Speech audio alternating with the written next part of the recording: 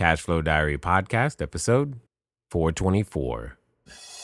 Welcome to yet another exciting episode of the Cashflow Diary podcast, the podcast that teaches you insider tips, tactics, and strategies for creating leverage streams of cash flow into your life. Learn from top-performing entrepreneurs, business owners, investors, and thought leaders from across the globe as they share their secrets to success. Like what you learn on this and other Cashflow Diary podcast episodes? Go to learninvestingnow.com and sign up to receive powerful tips and information that will help you succeed as an entrepreneur and investor. Now, here's your host, investor, entrepreneur, business owner, educator, speaker, author, and master facilitator of Robert Kiyosaki's cash flow game, Jay Massey. All right, ladies and gentlemen, welcome to another episode of the Cashflow Diary podcast. I'm your host, Jay Massey, and I'm glad that you are here today because here's the thing. When it comes to building your cash flow, whether you are getting started today or you are already started and you're trying to grow and maybe you're trying to break the six-figure, seven-figure, eight-figure mark, you're doing things out there.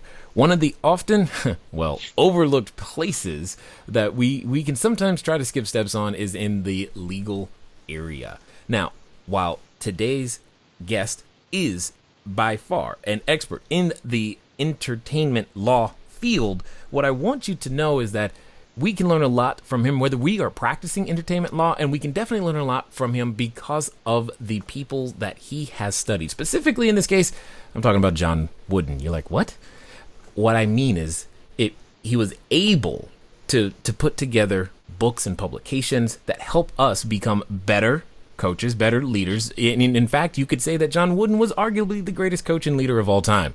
Therefore, if he's written a book called Woodenisms, it's probably something that we can learn a lot from. So we're definitely going to be able to do that today as we listen to Neville Johnson. Now, Neville Johnson is the founding partner of Johnson Johnson LLP. They're a prominent attorney and legal firm up in the Hollywood area. And if you've ever thought about, like, who do people go to when they're trying to, quote unquote, go after the big boys? Well, that's who we're talking to today. Now, not only that, he believes in being a well-rounded entrepreneur and, more importantly, person. So he also has some interesting hobbies that we're going to talk about as well. But here's the thing. Let's take some notes. Let's make sure that when we go to market, that we're thinking all the right things, but let's also see what we can learn about leadership, understand what we can do to become bigger, better entrepreneurs, and most importantly, have a little fun along the way. Help me welcome Neville Johnson. Neville, you there? I am, and thank you, Jay. I'm glad you're taking the time. Now, this being your first time here, I have to ask you the same question I tend to ask everybody the first time that they're here. Are you ready? I'm ready. All right. I tend to look at today's entrepreneurs a lot like yesterday's superheroes. You know, Batman, Robin, Wonder Woman, etc. Because I think entrepreneurs and superheroes have a ton of things in common. Chief among them, as an entrepreneur occasionally, I can envision myself as using our products and services, saving people and changing their lives in various different ways. But also, like a superhero, an entrepreneur has a beginning. So, my question to you is as follows. Before everything that we know you for today, kind of like, if you were thinking about Spider-Man, there was a time where he was just a kid going to school, taking some photos, etc. And then one day he gets bit by a spider and becomes Spider-Man. So before you become the Neville Johnson that we know of today, but before the books, before the law firm, before everything, what we want to know is, who is Neville Johnson? Well, was raised in Southern California. I went to a great Jesuit high school called Loyola, and had a fairly normal upbringing. I ended up graduating from UC Berkeley during the student revolution, you could call it, and always knew I was going to go to law school. I did. And here I am, many years later, still practicing law. And along the way, acquired a great wife, wrote some books, played a lot of music, and did my best to lead a well-rounded life. Now, you said something that I think was interesting. You said you always knew you were going to practice law. How did you have such certainty? Well, when I was a kid, my best friend's father was a very prominent lawyer. He ultimately became a judge, and I went to court with him a few times. And then my parents were very well educated, and you grow up in a family that, with the understanding that the legal profession is a great profession to be in. And then of course there were television shows at the time like Perry Mason and the Defenders, and I identified with those. And I suppose most fundamentally is I really like to argue. Okay, how does that go well with the spouse? Fine, I mean, I've learned, I've grown, I'm still learning and growing. So if we were to say who wins more arguments, you or your wife, you would say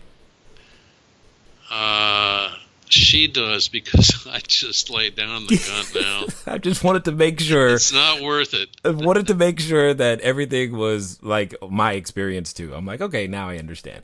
So this is good. This is good though. Now you've won a number of accolades, from being called the super lawyer, one of the top 100 lawyers by Hollywood Reporter, top 50 by Variety, the Daily Journal, etc.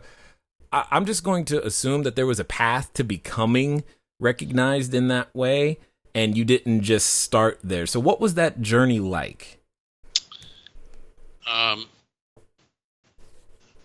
There's no substitute for hard work. And that's when I got to law school, I really, really applied myself. And since I became a lawyer, I have continued to keep up with my profession. That is what we sell, is advice. And you want to always be on top of surfing the wave of knowing what's going on. So maybe I'll just jump into Wooden right now. I mean, Coach Wooden, who, of course, is the greatest coach in the history of probably any sport, created this thing called the Pyramid of Success. And he says the key ingredients, well, first of all, he says success is peace of mind, which is a direct result of self-satisfaction in knowing you've made the effort to be your best. And he says the key ingredients at the bottom of the pyramid, as the cornerstones, are enthusiasm and hard work. And at the top is going for a great and difficult challenge, which he calls competitive greatness. So I would say that, we all have our misfortunes along the way, our impediments that require us to go around or over or under or whatever it may be. But I was determined to get into entertainment law. And then over time, I have, to the best of my ability, figured out how to make my profession work. And I'm in a business where everything is changing all the time, the clients, the law, and to some degree the economics. Yeah, okay, I get that. Now, what begins your fascination with John Wooden? Okay, so in 1981 or 2, I was 34 years old, 32, 33, and I had pretty much at that point achieved my biggest goal, and that was I represented the biggest group in the history of rock and roll. I was the lawyer for Yoko Ono right after the death of John Lennon, and that's pretty much all I was doing during that period. And I saw this thing called the Pyramid of Success on a friend's wall, and I said, "Who did that? That's interesting." And he said, "John Wooden." And I said, "The basketball coach?" And he said, "Yeah." And so I ended up calling UCLA, and somebody gave me his phone number, and I called him up and I said, "I'd like to come and talk to you about the pyramid." And he said, "Okay, come on out."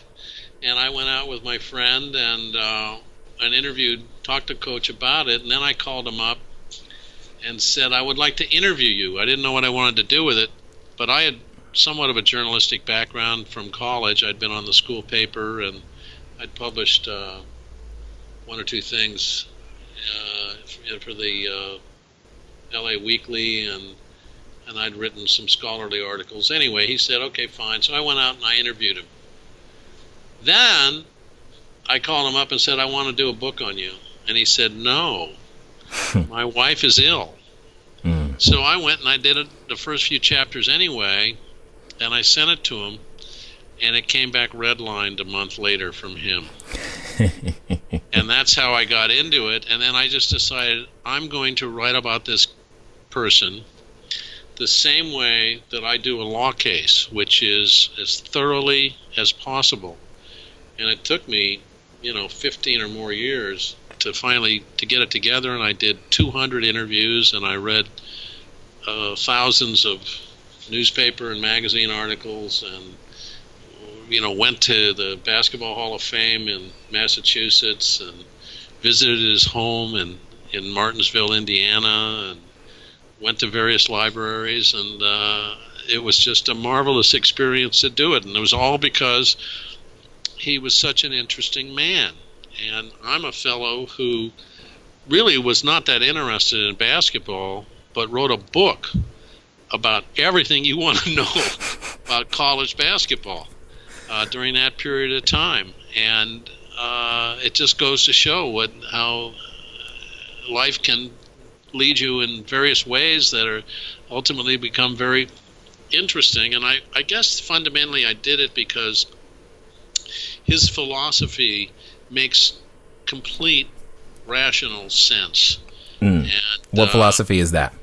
That success is peace of mind, which is a direct result of self-satisfaction and knowing you've made the effort to become your best. And then there are all these other ingredients that go into the pyramid that are part of the building blocks, like industriousness, in other words, and friendship and loyalty, cooperation, initiative, self-control, condition, skill, team spirit, poise, confidence, integrity, patience, reliability, honesty, sincerity, ambition, adaptability, resourcefulness, fight, faith, and intentness, meaning, set a realistic goal.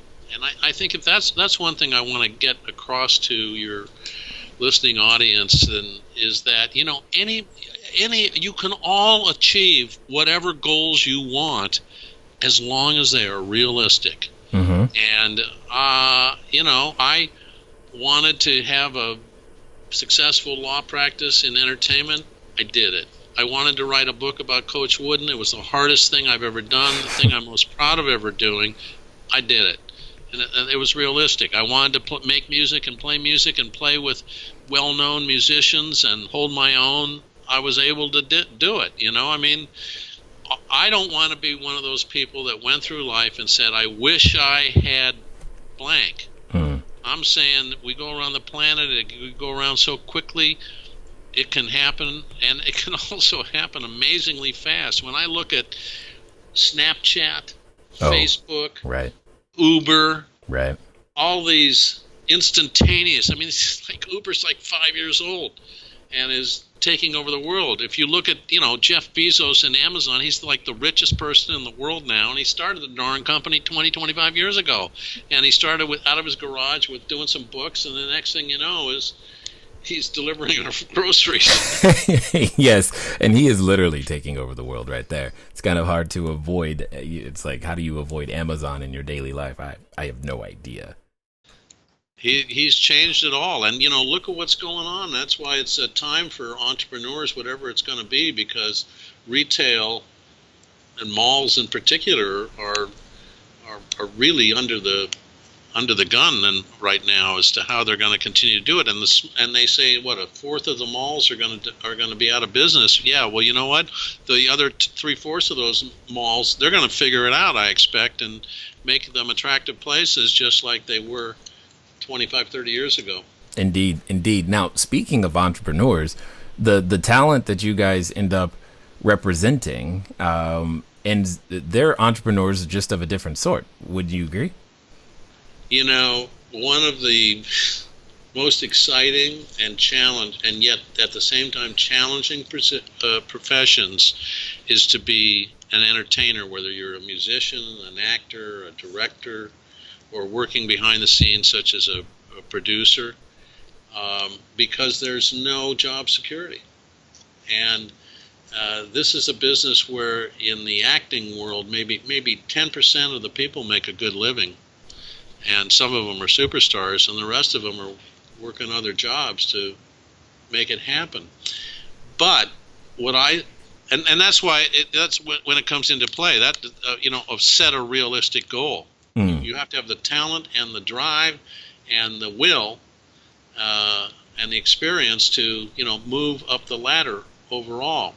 But I have seen throughout my career musicians and actors, for example, who they have no other choice in their life. This is in their bones, their DNA. They have to go out and try and make it work. And I say to them, God bless, go for it. You probably can and will make it if you have that, or you'll figure out a way to make it work for you overall. Maybe you'll end up doing dinner theater, or playing in lesser venues, etc. But for example, I know a couple of musicians, I won't name who they are.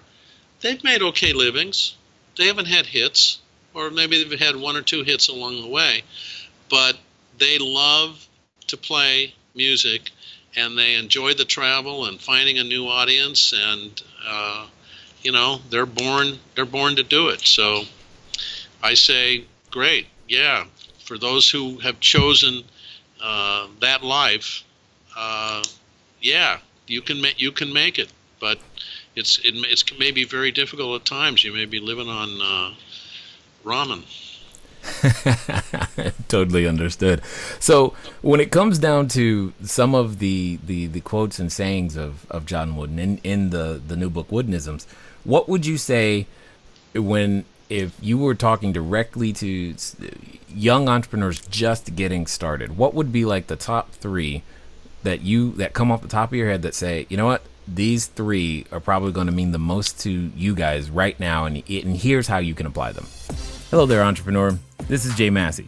I know that if you've ever gone over to the site, cashflowdiary.com, you may have asked yourself, where on earth do you get a domain name from? Especially as you are beginning to build your bigger, better, badder business, you need a web presence. You need the email address. You need a way for people to contact you electronically so that you can stop doing the @gmail.com game. Well, the good folks over at GoDaddy have definitely supplied us with every domain that we have ever used. So what I want you to do is I want you to go over to trygodaddy.com/cashflow diary. Again, that's trygodaddy.com/cashflow diary, because it's a quick way for you to get set up to capture your domain name the exact way that you want it. They got easy search functions, and most importantly for you is that you'll be up and running today. As I said, once you get started, stay started. Don't let small little obstacles of how to get your own domain name going stop you. So again, go to trygodaddy.com/cashflow diary, and let's get back to the rest of the story. Coach Wooden's most famous saying is, failing to prepare is preparing to fail. So I say, whatever you're doing, if starting a business, running a business, is you have to know everything there is to know, or as best as you can, about that particular business or issue that you're going to face. So when I go to court, I'll tell you this. I did an interview show where I interviewed judges and lawyers some years ago, and I asked a very prominent federal judge, and these are heavy-duty judges because they're appointed for life in the federal court. I said, what's the most important thing for a lawyer? And he said, preparation. And I say that's the most important thing for a lawyer as well, is preparation. And I say that's the most important thing for everybody else. The other thing is to have a sort of a balanced approach to it all. And that means, look, your job is really important, whatever it may be, but you've got your physical well-being to take care of. You've got your emotional well-being, and you have your spiritual well-being. So do not miss the opportunities to be with family and loved ones and lovers, and to get the most out of every day. that leads me to the next one. One of Coach's favorite sayings is, make each day your masterpiece. And I have taken that to heart the more I get older and am aware of my mortality, is that, you never know when the Grim Reaper's going to arrive. And so we have to make sure that we don't miss out on all the good things that have happened and are going to happen. And we got to do our best each day in everything that we do, which means kindness and gentleness, which leads me to the third thing. He says, this is amazing to me. He says, the most important word in the English language is love, followed by balance. And you think to yourself, a basketball coach said that? Yeah, a basketball coach said that. And so that just goes to show you what it's all about. In other words, don't get so caught up in your life that you forget what life is all about. And I would commend another book right now that's just come out, which is Kareem Abdul-Jabbar's book called Coach Wooden and Me. Kareem is the greatest basketball coach of all time. And he wrote a book basically saying all the things I'm saying, that Wooden was just like completely amazing as a person, and taught him so much. And so I think what I'm trying to say overall is that, look, you just got to do your best all the time, and don't give up. And Wooden also says, don't get really high after a victory and don't get down after a defeat. Just be non-emotional, play your game, and move forward. Indeed. And does it surprise you at all that so many lessons can come from what could seem, so many lessons for business or entrepreneurs can come from what one could call an unlikely source? Yeah, I mean, who would have thought that this fellow would turn out to be so important? In fact, he became more. First of all, let's just put him in perspective who he is. He won the national championship 10 out of 12 years. He won it 7 years in a row. He had 3 undefeated seasons. These are records that are not just unequaled, they are unapproachable. They are amazing overall. And at the same time, he was basically a quite humble fellow who was approachable by everyone and anyone, and the public loved him. Then he retires, and what happens? He becomes even more famous as a speaker on the circuit, and people want to hear what he had to say, and he just handled it all with equanimity. He was a nice guy. He was really, really, really a nice person. And I'll give you 2 stories from the first book I put out, which was called The John Wooden Pyramid of Success. Is his daughter said, we would have to go at the hotel, and he'd be talking to the parking attendant. And we said, Dad, come on. But he was engaged in a pleasant conversation, and he treated him with just the same respect as he would the President of the United States.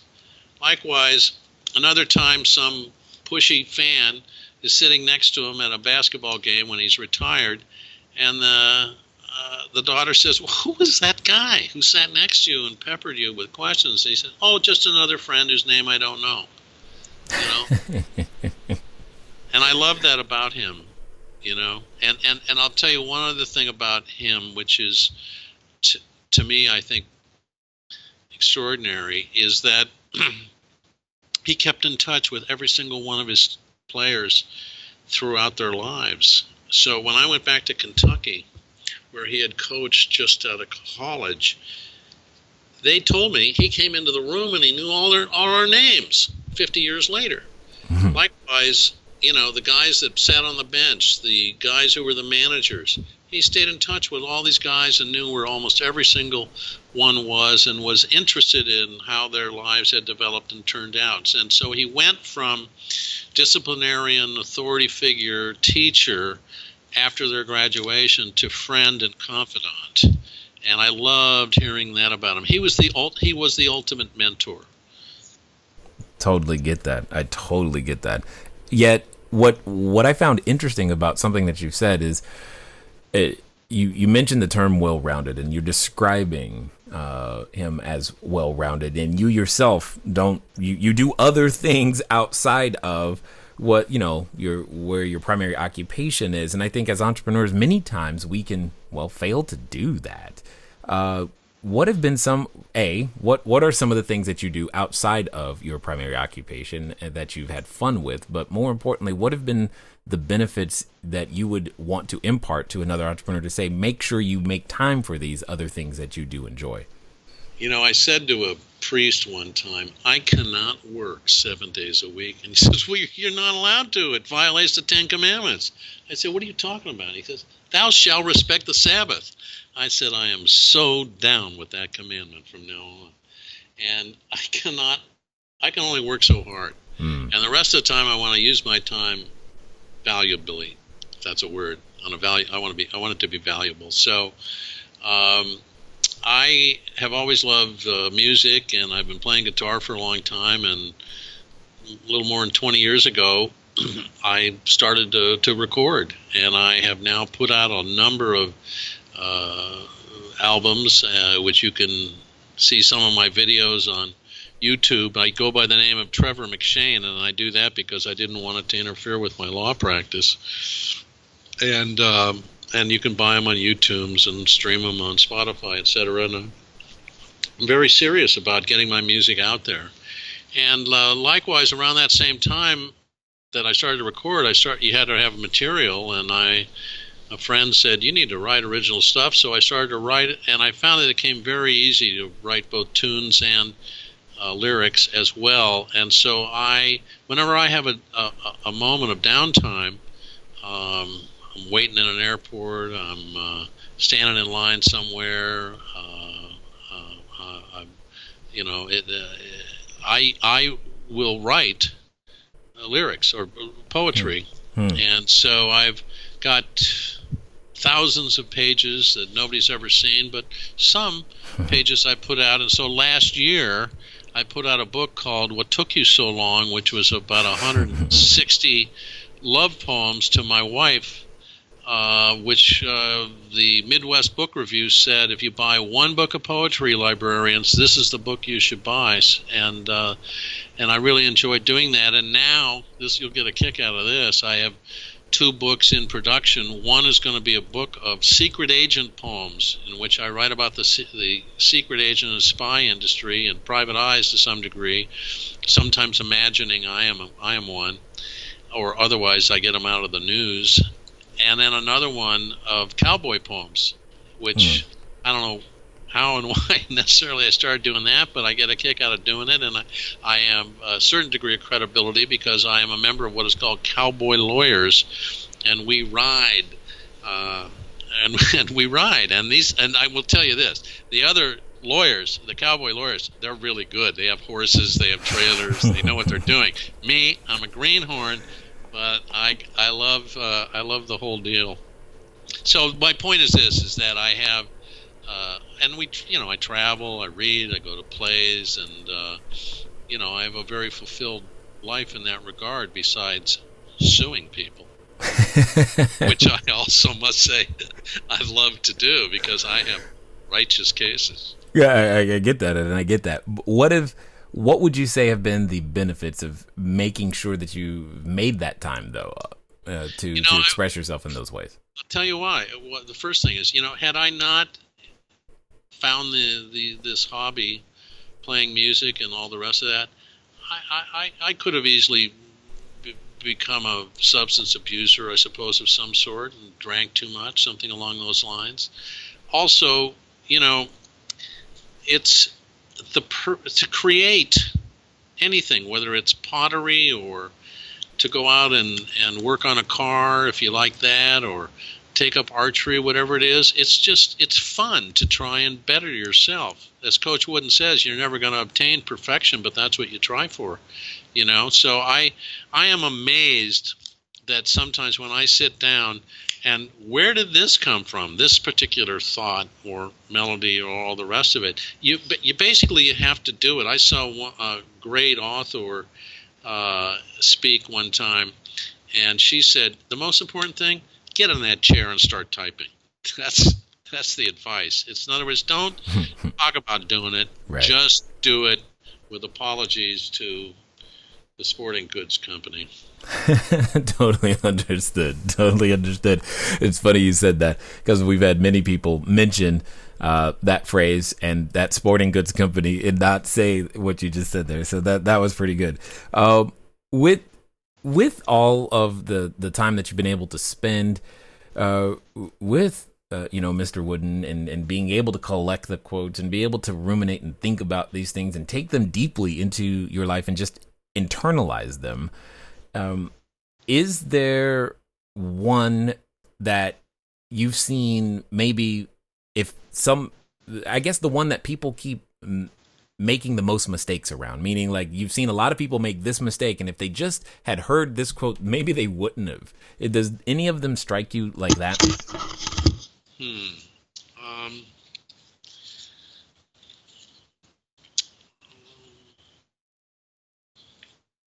I guess I like this one a lot. Okay. You may make mistakes, but you are not a failure until you start blaming someone else. In other words, everybody is going to make mistakes, and there's nothing wrong with making mistakes. But you've got to go out there and make the mistakes in the first place. And so I think that's it in a nutshell for me, is that appreciating. Look, there's not a profession or person who doesn't make a mistake. It just happens. And I don't care if you're the best physician in the world. Sometimes that knife is gonna slip out of your hand or whatever it may be, or make the wrong cut. It just happens overall. So you take that into account, and here's the other thing. I asked him one time, what do you do when you've made a big mistake? And I thought this was very, very intelligent. He says, as quickly as possible, try and rectify it. So do not sweep it under the rug, move on it, and you know what happens a lot of time? It goes away. And I know that has happened in my practice when I've made a mistake, is I've said, what do I got to do to figure it out? And you know what? It turned out fine. So right. That's my best thought on that. No, totally get it. I totally get it. And so for those that have listened this far and have been thinking of like, I probably could use, because one of the things I like collecting quotes anyway, but they're probably thinking, you know what, another book of quotes could totally be the very thing that they need. Or if they want to just find out more about what you are doing over there at Johnson & Johnson, etc., what's going to be the best way for them to track you down, or even maybe hear a little bit of the music I hear you got going on? All right, so you can go to Neville Johnson on Amazon and buy my books about Wooden, the John Wooden Pyramid of Success, second edition, or Woodenisms, which is a book of the quotes. Or you can go on YouTube and look up Trevor McShane, and you'll hear some of my music. And for Johnson & Johnson, Google us, Johnson & Johnson LLP, lawyers, Beverly Hills, entertainment lawyers, and you'll get to see my picture and that of the others who work here, and learn a little bit about our business. Awesome.